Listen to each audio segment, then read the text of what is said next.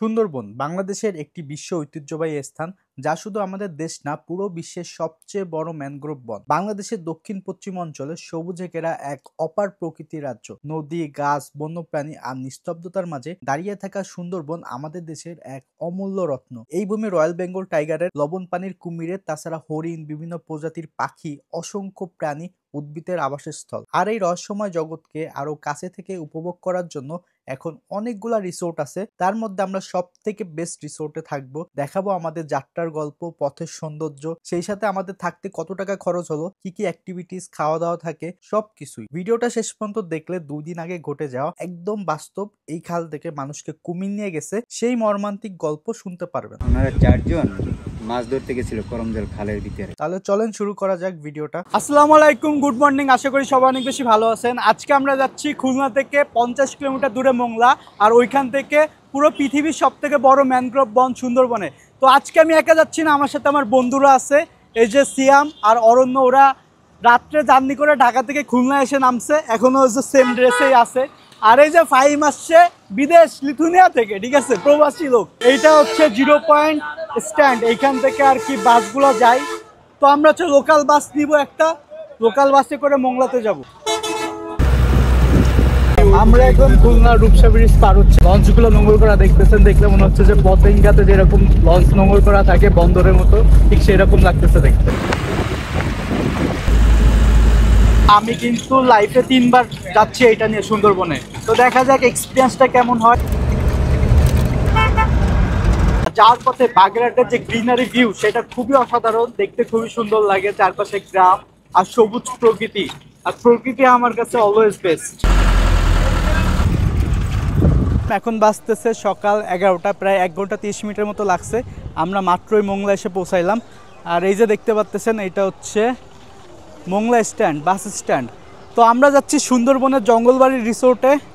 আমাদের জন্য রিসোর্টের বোট ওয়েট করতেছে। লাস্ট টাইম 11:30টায় ছিল, যে 11:30টায় ঘাট থেকে বোটটা ছেড়ে দিবে। ওই সাইডটাতে হচ্ছে গিয়া মোংলা স্ট্যান্ড, আর এই যে ঘাট।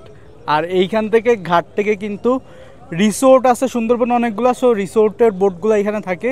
প্লাস যারা রিসোর্ট ছাড়া সুন্দরবনে করমজলে ঘুরতে যাইতে চান, তারাও কিন্তু এখান থেকে বোট নিয়ে যাইতে পারেন। এই যে আমাদের বোট চলে আসছে জঙ্গলবাড়ির। সো আমরা এখন বোটে করে যাব সুন্দরবন দেখতে দেখতে জঙ্গলবাড়ি। বোটটা হচ্ছে ছোট, বেশ ভালোই, লাইভ বোট যেটাকে বলে, রোলিং করতেছে, একমাত্র তাওসিফি সাঁতার পারে। আমরা এখন যাচ্ছি মোংলা নদী দিয়ে পশুর নদীতে। এই যে এটা হচ্ছে পশুর নদী, আর এই সাইডে হচ্ছে মোংলা বন্দর, বাংলাদেশের 2য় বৃহত্তম বন্দর। সুন্দরবন বাংলাদেশ ও ভারতের পশ্চিমবঙ্গ জুড়ে অবস্থিত, কিন্তু আমাদের দেশে সুন্দরবনের বেশিরভাগ অংশ 66 ভাগ বঙ্গোপসাগর উপকূলে। এই বন পশু নদী দিয়ে সোজা গেলে পাওয়া যাবে বঙ্গোপসাগর। এখানে বিশাল বড় বড় জাহাজগুলো নোঙর করা আছে, এগুলো সবই বন্দরের জন্য অপেক্ষা করতেছে। তো রোদ আর মেঘের খেলা দেখতে দেখতে আমরা যখন পশু নদী থেকে ঢাংমারি খালে ঢুকি, তখন থেকে শুরু হয় সুন্দরবন। এক পাশে সুন্দরবন, আরেকটা পাশে লোকালয়। খুলনা, বাগেরহাট, সাতক্ষীরা বিশাল অঞ্চল নিয়ে এই ম্যানগ্রোভ বন। আপনারা তো দেখছেন কিছুদিন আগে একজন সুন্দরবনে মাছ ধরতে যেয়ে কুমির টেনে নিয়ে গেছিল। এইটা হচ্ছে সেই খাল, এই খালে মাছ ধরতে গেছিল। তো ফেরার পথে আর কি কুমির টেনে নিয়ে আসছে, তারপরে আর কি এই পশু নদীতে ভেসে উঠছিল। বাসা নাকি এইখানে। ফাইনালি মোংলা থেকে 1.5 ঘন্টা আমরা বোটে করে আসছি। তারপরে এই যে আমাদের রিসোর্টে দেখা পাইছি। ওয়েদারটা খুবই অসাধারণ লাগছে, আর জার্নিটাও খুব চিল ছিল। এখন আমাদেরকে নামতে হবে, এন্ড দেন ফর্মালিটিসগুলো কমপ্লিট করব।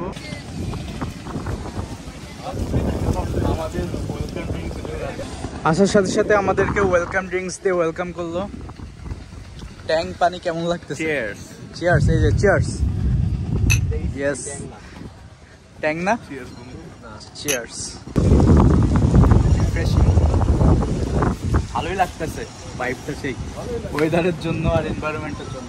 আসেন চেকিং করি, ফর্মালিটিসগুলো কমপ্লিট করি, দেন আপনাদেরকে রুম ট্যুর দিব আর জানাবো যে আমাদের এখানে থাকতে খরচ কেমন হলো, সার্ভিস কেমন পাইছি, আর কি কি থাকে প্যাকেজের মধ্যে, এভরিথিং। রিসেপশনে এনআইডি কার্ড দিয়ে কাগজপত্রে সাইন করে কাঠের সাঁকোর মতো পথ আর গোলপাতার ভিতর দিয়ে আমরা আসি আমাদের কটেজ। এখন আপনাদের দেখাবো আমাদের বনের মধ্যে প্রিমিয়াম রুম। তো আমরা এখন রুমে চেকিং করব। তো আমাদের রুমের নাম হচ্ছে বাইন। চলেন ভেতরে যাই দেখি কেমন আসলে জঙ্গলবাড়ির এই বাইক, আমরা যেহেতু 6 জন আছি, সো 6 জন একসাথে থাকার জন্য আমরা একটা বিশাল বড় রুম নিছি।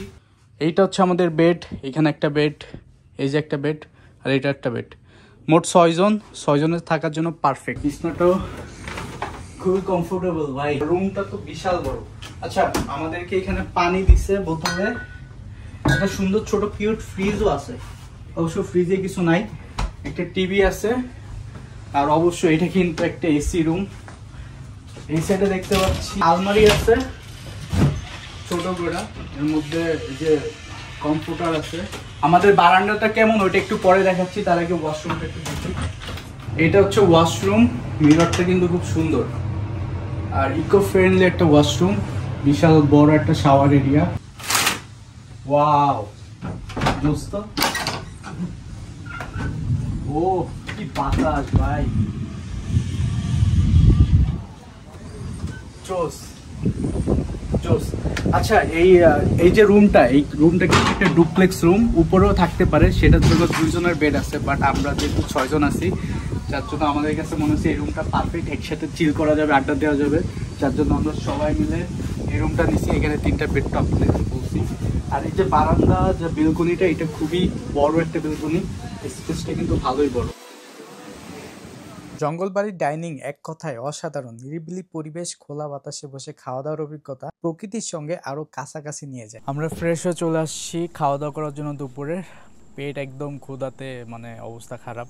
এই যে আমাদের দুপুরের খাবার, এটা সোনালী মুরগি, এই সাইডে সালাদ দিছে, সবজি, ভাত, আলু ভর্তা, পার্শে মাছ আর ডাল। তো এইগুলাই হচ্ছে আমাদের প্যাকেজের মধ্যে আছে। এখন দুপুরে লাঞ্চটা আগে করে নিই।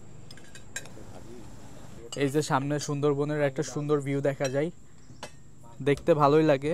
এটা দেখতে দেখতে খাওয়া দাওয়া করা। অরণ্য, খাবার কেমন? আলহামদুলিল্লাহ। ওকে, তো আমরা এখন আগে খাওয়া দাওয়া শেষ করি, তারপর হয়তো আজকে ক্যানেল ক্রুজিং করব, অ্যান্ড কি করব তারপরে আপনাদেরকে অবশ্যই শেয়ার করতেছি।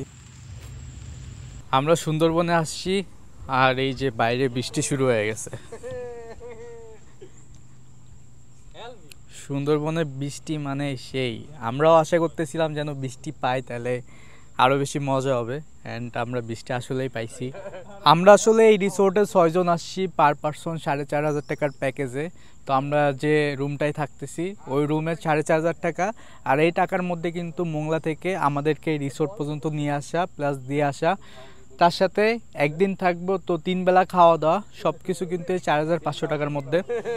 তো আমার কাছে এখন পর্যন্ত মনে হয়েছে জিনিসটা খুবই ওর্থ ইট, কারণ এরকম একটা সুন্দর ভিউ দেখতেছি, বৃষ্টি বিলাস করতেছি, খাওয়া দাওয়া করতেছি, সবাই মিলে আড্ডা দিচ্ছি, খুবই চিল একটা পরিবেশ। জঙ্গলবাড়িতে কিন্তু অনেকগুলা কটেজ আছে, মানে ফ্যামিলি কটেজ আছে, ফ্রেন্ড সার্কেল নিয়ে আসতে পারবেন, কাপল কটেজ আছে।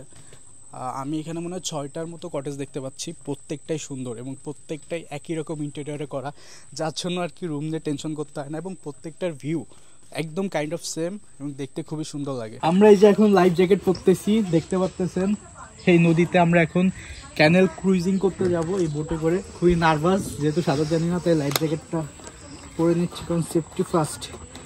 নিচে কুমির, উপরে বাঘ, খুবই কঠিন একটা অবস্থা, বিসমিল্লাহ বলে নামতে হবে। তারপর শুরু হয় আমার জঙ্গলের মধ্যে যাত্রা। জঙ্গলের পাড় দিয়ে ডিঙি নৌকায় ক্যানেল ক্রুজিং এক অন্যরকম অদ্ভুত অভিজ্ঞতা। প্রতিটা মুহূর্তেই গা সমসম পরিবেশ, জঙ্গলবাড়ি আসার এটাই একমাত্র বেস্ট এক্সপিরিয়েন্স। কি সুন্দর ওয়েদার, কি সুন্দর বৃষ্টি, জাস্ট অ্যামেজিং। ক্যানেল ক্রুজিং করে জঙ্গল থেকে আসার পরে শুরু হয় মুষলধারে বৃষ্টি। সুন্দরবনের ওয়েদারটাই এমন, অলওয়েজ মুডে থাকে, কখনো রোদ তো কখনো বৃষ্টি। সুন্দরবনে বৃষ্টি উপভোগের সেরা জায়গা।